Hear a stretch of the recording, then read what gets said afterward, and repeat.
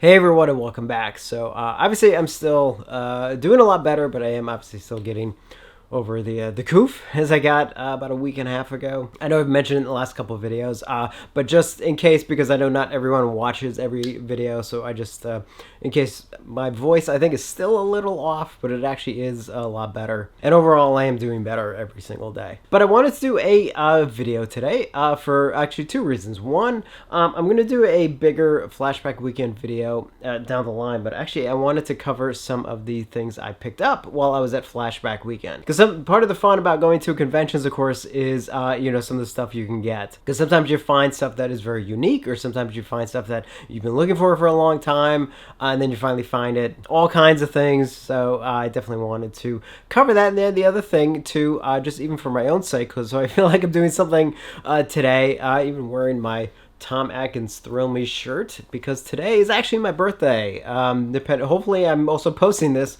on my birthday, and I figured today was actually a good day to make this video specifically, even though I do have a lot of other stuff to get to. I still have to do the creep show cards. Anyway, let me just kind of do one thing at a time here. So I'm just going to go through a couple of these things semi-quickly. So first up, I did get a shirt from Terror Threads. As you can see here, it's a Return of the Living Dead shirt. And what I love about it, outside of just the artwork, is also it's a blacklight shirt. And I would sort of use the blacklight, but I believe I put my blacklight away a little bit ago when I started working on this room, which hopefully I can get back to soon once, this thing is gone. But yeah, when I saw the shirt, I definitely had to grab it. I think you actually still get it on their website too, at again, Terror Threads. Another thing, which again, one of those sort of unique things, well, I'm not like a super heavy drinker, although not that you could probably tell when I was at Flashback Weekend, but I don't really drink that often.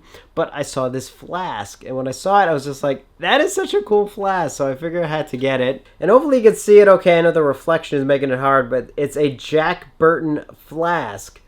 I'll just read it to you real quick. So this is Jack Burton's The Pork Chop Express. It's all in the reflexes. Jack Burton Trucking, Visalia, California, USA, 1986. So obviously when I saw this, I was like, I kind of looked at it. I was like, oh, that's kind of cute. And I was like, I kind of want that actually. So I definitely had to pick that up. And then actually, since this guy's sitting back here, another unique thing is this little rubber critters. So this one table I'm blanking on the name of the table, but actually, it's the same table I got last year. Some of you may remember I got this Freddy Heavens, Jesus Christ, this Jason mask that actually sort of has some neon attached to it that sort of lights up. Well, that same table this year, actually, I believe the guy said, I think his wife made these, or maybe he and his wife made these little critters, and they're basically made out of rubber, and they hand paint them and sort of attach all the fur and everything. And sometimes when you see stuff like this at conventions, it's like, it's really, really cool, but then you're looking at it and you're just like, okay, it's probably gonna cost like $100 or something. I was expecting, when we saw them, because there were three of us at his table, this was Sunday. This was actually one of the last things I bought, and the guy was like, I only have these last three left, and we're kind of all looking at each other like, it's cool, but I was like, well, how much are they? And it's like, well, they're $40 each. And it was just like, I could swing that actually for such a cool little critter thing. So just a closer look, you can tell it's actually got some really nice detail. And again, it's rubber, so it's kind of hollow, but it's like not, I think it's sturdy enough where it could hold on a shelf really good. I mean, look at the hands and the feet. And again, it's got the fur kind of going all around him.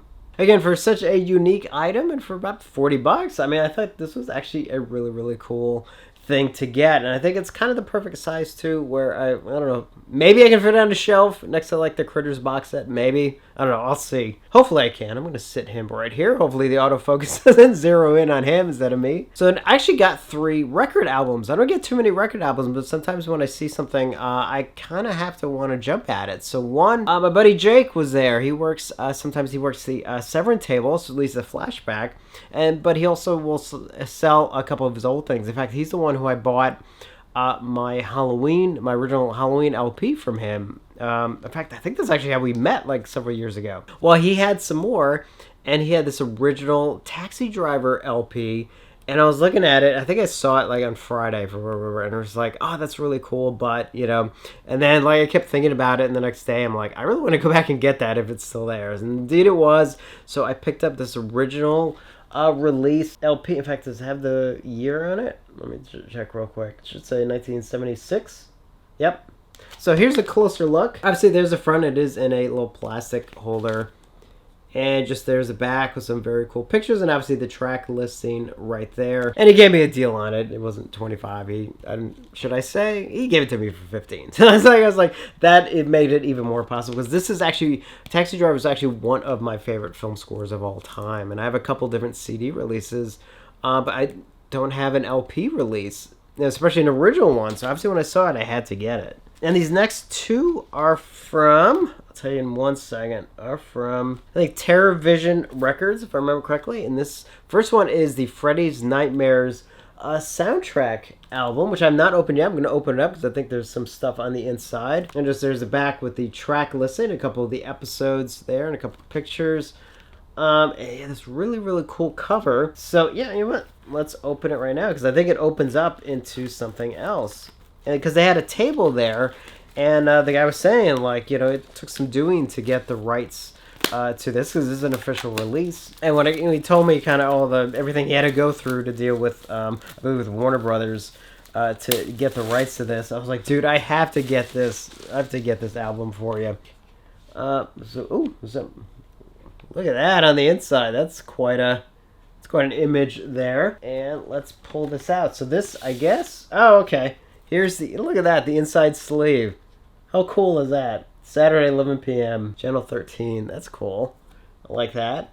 Here's some liner notes. Oh, and I just noticed the album is colored, which is cool. Nice little coloring there on the album. So obviously this is not like a complete score thing. I think it's just highlights from a couple of the episodes, but still just so cool. I would love like a real, you know, I'm hoping we get like an actual video release of it someday. You know, I don't know if there's rights issues with some of the music or something, but yeah, actually take a quicker look at just some of the pictures, the 3 pictures there on the bottom. Love that I was able to pick this up and also support them. And the other one I got from them as well is actually the soundtrack to The Gate.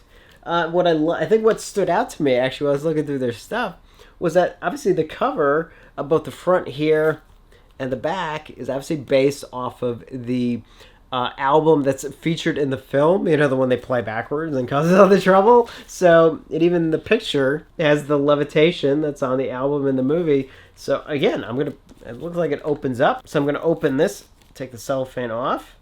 We'll take a closer look. This is so cool. Again, once I saw that it had that album artwork, you know, like the one in the film, it's just like, I guess I was looking at it, I was like, that's really cool. I was like, nah, I gotta get it. So, oh, it's like a sleeve. Oh, I guess you can kind of take it off. And then underneath, then of course there's the movie cover. And then there's the track listing on the back, side A, side B. A couple pictures there on the bottom, which hopefully you can see right there. And let's see this. Oh, look at this! Opens up, and it's the spoiler alert, the demon at the end of the film. Oh, you see that? Okay, look at that thing. It just opened it. I didn't know it did that. That's like really cool. Where's the album here? Let's pull this out. Oh, cool. So even this is done like the pages that were part of the album from the movie. So that is really, really nice. And then, yeah, just kind of like some write-ups, but it uses like the imagery from that. This is so cool. I absolutely love this. Let's see, it's the record, and the record is indeed a colored record. Let's see if I can get it out. This is looks like blue here, as you can see. Whoop. You should see there, kind of blue tint to it in the back, has the symbol. This is so nice. I'm so glad I picked this up. And of course, I love The Gate. I think I mentioned that before. It's just one of those films I saw as a kid, and you know, you grow up watching. But I love that it actually has this thing. Oh, is anything on the inside? Oh, just kind of a mini version of the one sheet. Nice. But I do like that it has this sort of cover that you can put on it. Let's see if I can put it back on without any issue. There we go. Very, very cool.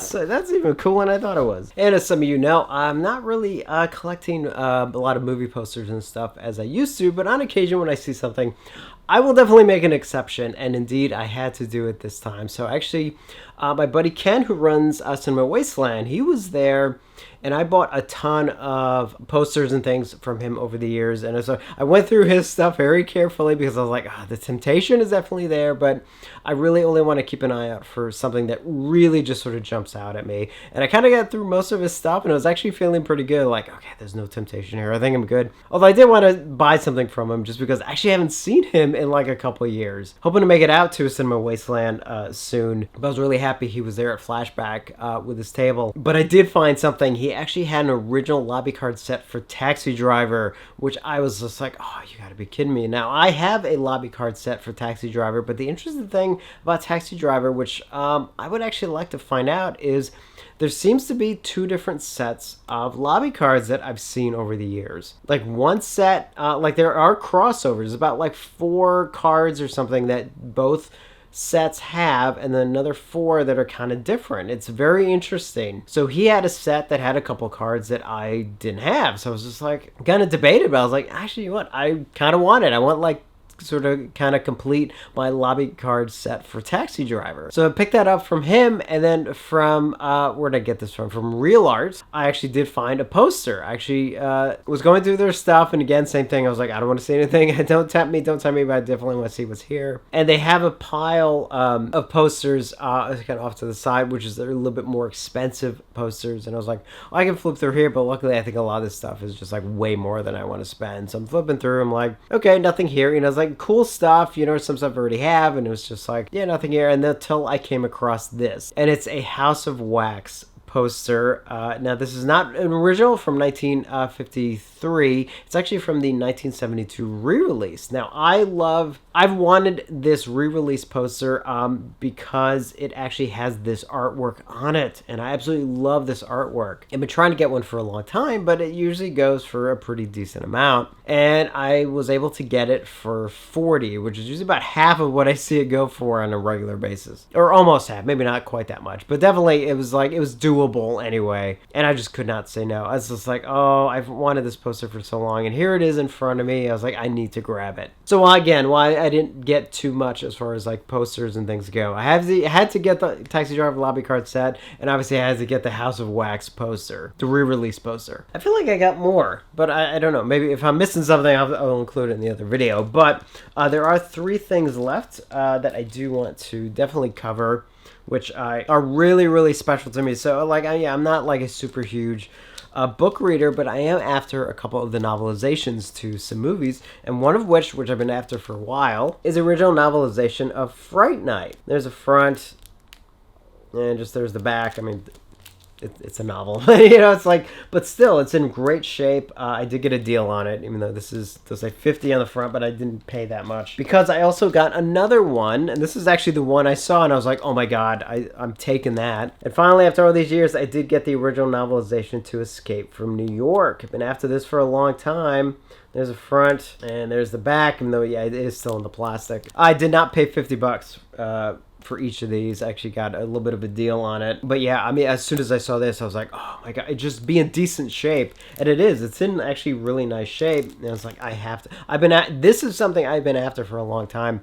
And I normally see it go for like $100 just for this. And I paid a lot less than that for the 2. So I was like, obviously I needed to grab it. So I think at this point, you know, a couple novelizations would be nice to have. I think the main one I'm going after now, if I can ever find it, even just for a decent price, is the Halloween 3 novelization. Hopefully one day, but obviously people who have it definitely know, you know, that people want it, so it's like they charge insane amounts. Some of them, like, they charge like over $100, and it's like really just beat up, and I'm like, you know, if you're gonna get me to pay like that kind of money, like, it better be in pristine shape. Like, I'll pay less for a beat up, for, you know, copy, but anyway, it's neither here nor there. And then finally, the other big thing, which is also Escape from New York, which is something I've wanted for a long time, but I wasn't actively going to after it. It's more like, if I did come across it, I would grab it, and I did come across it, and that is indeed the beta copy, an original beta release of Escape from New York, which you can see right there. There's the front, and there is the side, and there's the back, which, I mean, again, looks just like the VHS, the original VHS, which was put out at the same time. And then here is the beta tape inside, which you can see right there. I hold it up next to my head. You can see, for those of you not too familiar with beta, they are very, very small. Obviously, I saw this and it was like a decent, I think it was $40, I think, this. I don't know. Maybe it works, maybe it doesn't, but obviously I didn't buy it for that.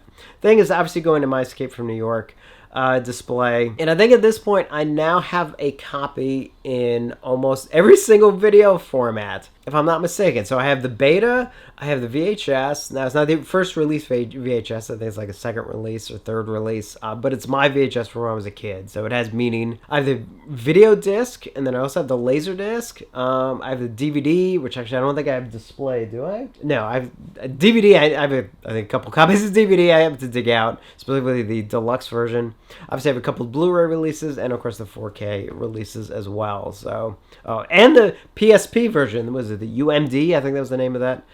So, like, am I missing a format somewhere? I mean, I have it digitally, so even though I can't display the digital version, I think I have all the video formats covered finally with Escape from New York. So obviously, when I saw this, I'm like, yep, grabbing that. So I think that's kind of it for my flashback purchases. I feel like I'm missing something, but I can't remember.